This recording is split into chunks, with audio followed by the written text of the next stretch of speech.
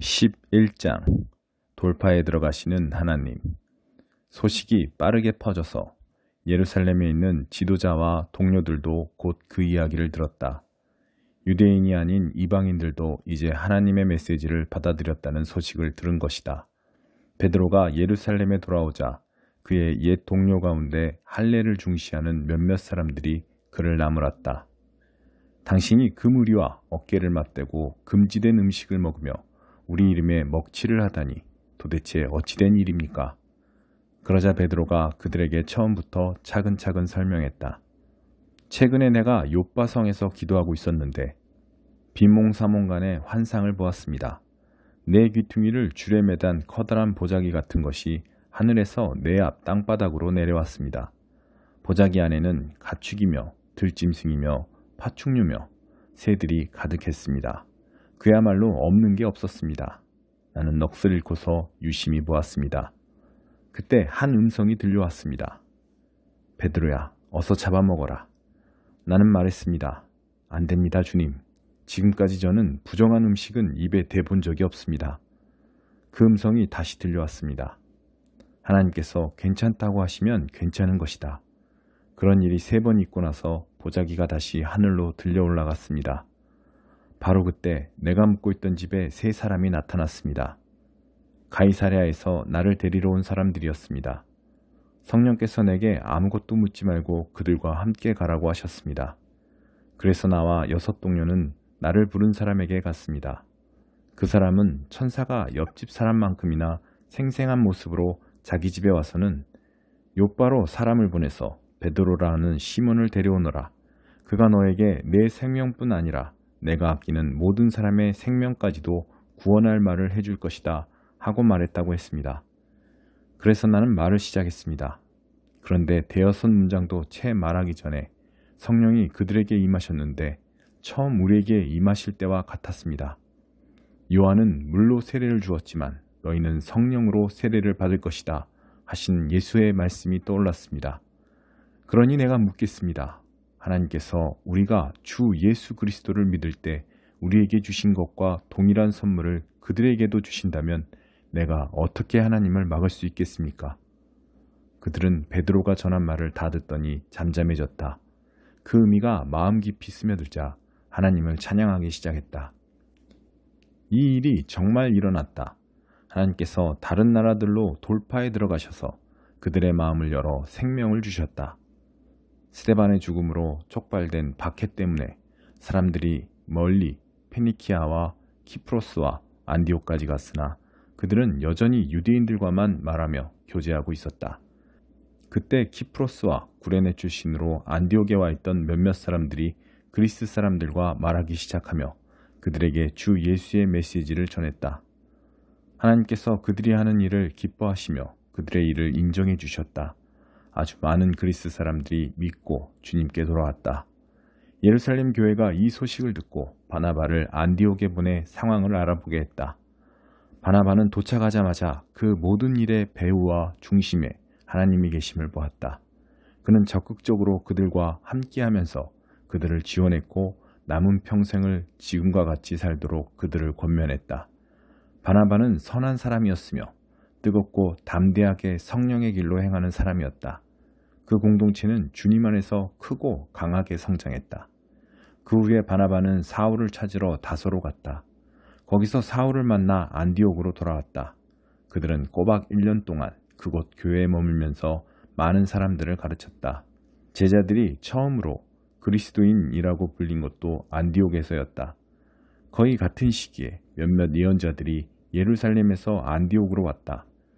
그 가운데 아가보라는 사람이 있었다. 하루는 그가 성령에 이끌려 일어서더니 조만간 극심한 기근으로 나라가 황폐해질 것이라고 경고했다.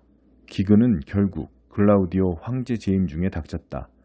제자들은 각자 힘닿는 대로 유대에 있는 동료 그리스도인들에게 도움이 되는 것은 무엇이든 보내기로 했다. 그들은 그 모은 것을 바나바와 사울 편에 보내 예루살렘의 지도자들에게 전달하도록 했다. 12장 투옥된 베드로가 풀려나다. 바로 그 무렵 헤롯 왕의 머릿속에 교회 구성원 몇몇을 처단할 생각이 들었다. 그는 요한의 형제 야고보를 죽였다. 그 일로 인해 유대인들한테 자신의 인기가 부쩍 높아진 것을 알게 된 헤롯은 이번에는 베드로를 잡아들여 감옥에 가두고 4인조 병사 4개조로 그를 감시하게 했다. 이 모든 일이 6월절 주간에 일어났다. 헤롯은 6월절이 지난 후에 베드로를 공개 처형할 작정이었다. 베드로가 감옥에서 삼엄한 경비를 받고 있는 동안에 교회는 그를 위해 더욱 맹렬히 기도했다. 드디어 헤롯이 그를 끌어내어 처형할 때가 다가왔다. 그날 밤 베드로는 양쪽에 한 명씩 2 병사 틈에 쇠사슬로 묶여 있으면서도 아기처럼 잘 잤다. 문에는 경비병들이 감시하고 있었다. 헤롯은 빈틈을 보이지 않았다. 갑자기 한 천사가 베드로 곁에 나타나고 감옥에 빛이 가득했다. 천사가 베드로를 흔들어 깨웠다. 서둘러라. 그의 팔목에서 쇠사슬이 벗겨졌다. 천사가 말했다. 옷을 입고 신발을 신어라. 베드로는 시키는 대로 했다. 그러자 천사가 말했다. 내 겉옷을 들고 여기서 나가자. 베드로는 따라가면서도 그가 정말 천사라고는 믿지 않았다. 그는 자기가 꿈을 꾸고 있다고 생각했다. 그들은 첫째 경비병을 지나고 둘째 경비병을 지나 시내로 통하는 철문에 이르렀다. 그들 앞에서 문이 저절로 활짝 열렸다. 어느새 그들은 바람처럼 자유롭게 거리에 나와 있었다. 첫 교차로에서 천사는 베드로를 두고 자기 길로 갔다. 그제야 베드로는 그것이 꿈이 아닌 것을 알았다. 이런 일이 정말로 벌어지다니 믿기지 않는다. 주님이 천사를 보내셔서 헤롯의 악하고 옹졸한 수작과 구경거리를 기대하는 유대인 폭도에게서 나를 구해주셨구나. 놀라움에 고개를 저으며 그는 요한 마가의 어머니 마리아의 집으로 갔다. 그 집은 기도하는 동료들로 가득 차 있었다. 그가 마당으로 난 문을 두드리자 로데라는 젊은 여자가 누구인지 보러 나왔다. 로데는 목소리를 듣고 그가 누구인지 알았다. 베드로였다. 그녀는 너무 흥분한 나머지 베드로를 길에 세워두고 문을 열어주는 것도 잊은 채 그가 왔다는 사실을 모두에게 알렸다. 그러나 사람들은 로데의 말을 믿으려 하지 않았다. 그녀와 그녀의 말을 모두 무시해버렸다. 그들은 네가 미쳤다고 말했다. 로데는 뜻을 굽히지 않았다. 그래도 그들은 그녀의 말을 믿으려 하지 않았고 베드로의 천사가 틀림없다고 말했다. 그동안에 베드로는 계속 바깥에 서서 문을 두드리고 있었다. 마침내 그들이 문을 열어 베드로를 보았다. 그들은 몹시 흥분했다. 베드로가 손을 들어 그들을 진정시켰다. 그는 주님께서 어떻게 자기를 감옥에서 빼내주셨는지 설명한 뒤에 야고보와 형제들에게 이 일을 알리십시오 하고 말했다. 그러고는 그들을 떠나 다른 곳으로 갔다. 동이 트자 감옥에서는 난리가 났다. 베드로는 어디 있지? 베드로가 어떻게 된 거지? 헤롯이 그를 데려오라고 사람을 보냈다. 그러나 간수들이 그를 데려오지도 않고 이유를 대지 못하자 헤롯은 그들을 사형에 처하라고 명령했다. 저들의 머리를 쳐라. 유대와 유대인들이 지긋지긋해진 헤롯은 가이사랴로 휴식을 취하러 갔다. 헤롯의 죽음. 그러나 헤롯의 상황은 악화일로로 치달았다. 두로와 시돈 사람들은 헤롯의 분노를 사고 있었다. 그들은 왕의 오른팔인 블라스도에게 자기들을 옹호해달라고 청원하는 한편 사태를 원만하게 해결하기 위해 대표단을 소집했다. 그들은 유대로부터 식량을 공급받고 있었으므로 마냥 버틸 처지가 못 되었다. 대표단을 만나기로 한 날이 되자 헤롯은 화려하게 차려입고 보좌에 앉아 잔뜩 허세를 부렸다. 백성은 백성대로 자기 역할을 충실히 했다. 이것은 신의 목소리다. 신의 목소리다 하고 소리 높여 그에게 아첨했다. 그것이 불행의 시작이었다. 헤롯의 교만을 더는 볼 수 없었던 하나님께서 천사를 보내 그를 치셨다. 헤롯은 어떤 일에도 하나님께 영광을 돌린 적이 없었다. 뼛속까지 부패하고 비루한 헤롯은 그렇게 쓰러져 죽었다. 한편 하나님의 말씀 사역은 하루가 다르게 크게 성장했다. 바나바와 사울은 예루살렘 교회에 구제 헌금을 전달하고 나서 안디옥으로 돌아왔다. 이번에는 마가라 하는 요한도 데리고 왔다. 13장 바나바와 사울 그리고 만물박사. 복되게도 안디옥의 회중에게는 예언자, 설교자와 교사들이 많았다. 바나바, 니게르라고 하는 시므온, 구레네 사람 루기오, 통치자 헤롯의 조언자 마나엔, 사울. 하루는 그들이 인도하심을 바라며 금식하고 하나님을 예배하는데 성령께서 말씀하셨다. 바나바와 사울을 따로 세워 내가 그들에게 명하는 일을 맡겨라. 그들은 그 두 사람을 세웠다. 그리고 간절함과 순종하는 마음으로 금식과 기도 가운데 안수하여 두 사람을 떠나보냈다. 성령께 새로운 사명을 받아 길을 떠난 바나바와 사울은 실루기아로 내려가 키프로스로 가는 배에 올랐다. 살라미에 닿자마자 그들은 가장 먼저 유대인의 여러 회당에서 하나님의 말씀을 전했다. 그들은 자신들을 도와줄 동료로 요한을 데리고 갔다. 그들은 섬 전역을 다니다가 바부에서 유대인 마술사와 마주쳤다. 그는 애를 써서 총독 서기오 바울의 신임을 얻어낸 사람이었다. 총독은 웬만해서는 협장꾼에게 넘어가지 않는 똑똑한 사람이었다. 바에수라 하는 그 마술사는 삐뚤어질 대로 삐뚤어진 인간이었다. 바나바와 사울에게서 하나님의 말씀을 직접 듣고 싶었던 총독은 그들을 불러들였다. 그러나 만물박사, 그 마술사의 이름을 우리식으로 풀면 이런 뜻이다. 만물박사는 총독의 주의를 흩뜨려서 믿지 못하게 하려고 애를 썼다. 그러나 성령이 충만한 사울, 곧 바울이 그의 눈을 똑바로 쳐다보며 말했다. 마귀의 흉내난 애는 허풍선이야. 너는 사람들을 속여 하나님을 믿지 못하게 하려고 잠도 안 자고 계략을 꾸미는구나. 그러나 이제 내가 하나님과 직접 부딪혔으니 내 장난질은 끝났다. 너는 눈이 멀어서 오랫동안 햇빛을 보지 못할 것이다. 그는 곧 어두운 안개 속에 빠져들어 주변을 더듬거렸다. 사람들에게 자기 손을 잡고 길을 알려달라고 간청했다. 총독은 그 일어난 일을 보고 주님을 믿었다. 그는 그들이 주님에 대해 하는 말을 듣고 대단한 열의를 보였다. 모든 이방인에게 문이 열리다. 바울 일행은 바부에서 출항해 밤빌리아의 버가로 항해했다. 거기서 요한이 중도에 포기하고 예루살렘으로 돌아갔다. 나머지 일행은 버가에서 비시디아의 안디옥으로 이동했다. 안식일에 그들은 회당에 가서 자리에 앉았다. 성경, 곧 하나님의 율법과 예언서를 읽은 뒤에 회당장이 그들에게 물었다. 형제 여러분, 혹시 격려의 말이나 전하고 싶은 말이 있습니까? 바울이 일어나 잠시 숨을 고르고 나서 말했다. 이스라엘 동포 여러분, 하나님과 벗이 되신 여러분, 들어보십시오. 하나님께서는 우리 조상에게 특별한 관심을 두셔서 이집트에서 짓밟히던 나그네 된 우리 민족을 일으켜 세우시고 거기서 장엄하게 이끌어내셨습니다. 그분은 황량한 광야에서 40년 가까이 그들을 돌보아 주셨습니다. 그 후에 앞길을 가로막는 7 적국을 쓸어버리시고 가나안 땅을 그들의 소유로 주셨습니다. 그 기간이 450년에 달합니다. 예언자 사무엘 때까지 하나님은 사사들을 보내셔서 그들을 이끌게 하셨습니다. 그러나 그들은 왕을 요구했고 결국 하나님은 베냐민 지파에서 기스의 아들 사울을 택하여 그들에게 주셨습니다. 사울이 40년을 다스린 뒤에 하나님은 그를 왕위에서 제하시고 그 자리에 다윗을 왕으로 세우시며 이렇게 말씀하셨습니다. 내가 땅을 두루 살펴 이새의 아들 다윗을 찾았다. 그는 내 마음에 합한 사람, 내가 말하는 것을 그대로 행할 사람이다.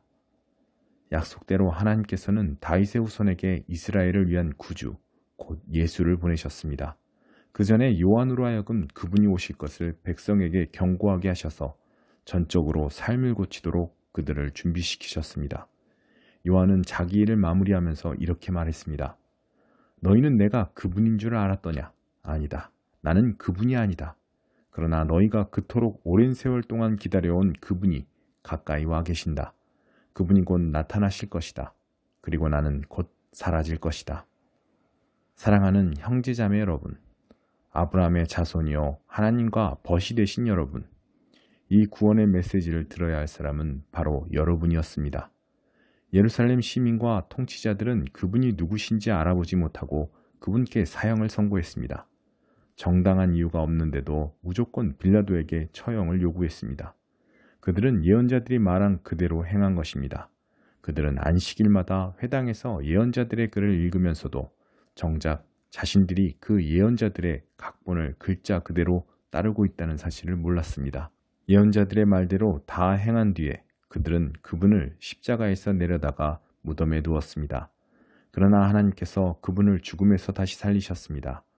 그 후에 그분은 갈릴리 시절부터 그분을 잘 알던 이들에게 여러 곳에서 여러 번에 걸쳐 나타나셨고 바로 그들이 그분의 살아계심을 계속해서 증거하고 있습니다.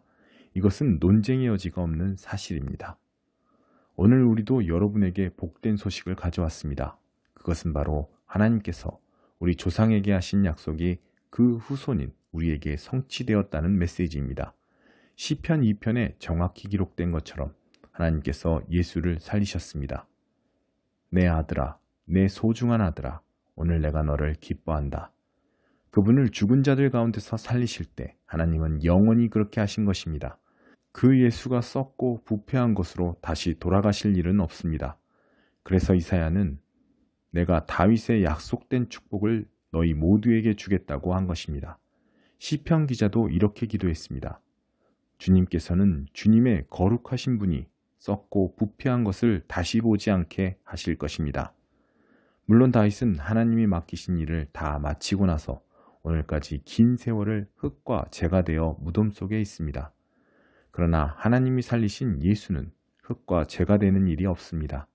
내가 참으로 사랑하는 친구 여러분, 여러분에게 죄 용서의 약속이 주어진 것은 바로 부활하신 이 예수 때문임을 아시기 바랍니다. 그분은 모세의 율법이 결코 해낼 수 없었던 일을 믿는 사람들 안에서 모두 성취하십니다. 부활하신 이 예수를 믿는 사람은 누구나 하나님 앞에서 선하고 의롭고 온전하다고 선포됩니다. 이것을 가볍게 여기지 마십시오. 당신과 같은 예언자의 설교가 여러분을 묘사한 것이어서는 안 될 것입니다.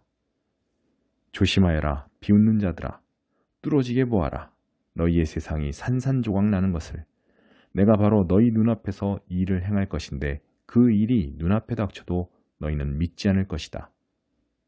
예배가 끝나자 바울과 바나바는 다음 안식일에도 설교해달라는 초청을 받았다. 모임이 끝나자 아주 많은 유대인과 유대교 개종자들이 바울과 바나바를 따라갔다. 두 사람은 그들과 긴 대화를 나누면서 그들이 시작한 삶, 곧 하나님의 은혜와 그 은혜 안에서 사는 삶에 머물러 있으라고 권면했다. 다음 안식일이 돌아오자 도시 전체가 하나님의 말씀을 들으려고 모여들었다. 일부 유대인들이 그 무리를 보고는 시기심에 휩싸여 바울을 심하게 비난했다. 그들은 바울의 말을 일일이 반박하며 소란을 피웠다. 그러나 바울과 바나바는 물러서지 않았다. 그들은 자신들의 입장을 굽히지 않고 이렇게 말했다. 본래 하나님의 말씀은 유대인 여러분에게 먼저 전해지도록 되어 있었습니다. 그러나 여러분은 그 말씀에 관여할 마음이 전혀 없고 영원한 생명에 대해서도 아무 관심과 마음이 없음을 아주 분명히 했습니다. 그래서 모든 이방인에게 문이 열렸습니다. 우리는 그 문을 통해 나아가면서 하나님께서 명령하신 대로 행합니다. 그분께서 이렇게 말씀하셨습니다.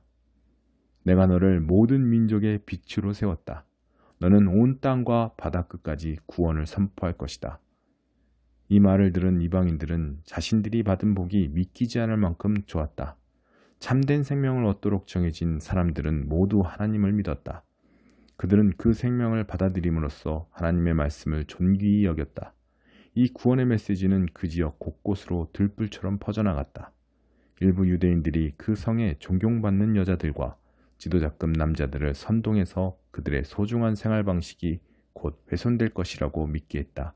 그 말에 놀란 그들은 바울과 바나바를 적대하면서 강제로 내쫓았다. 바울과 바나바는 마음에서 그 일을 떨쳐버리고 다음 성인 이고니온으로 향했다. 행복한 두 제자는 기쁨과 성령이 흘러넘쳤다.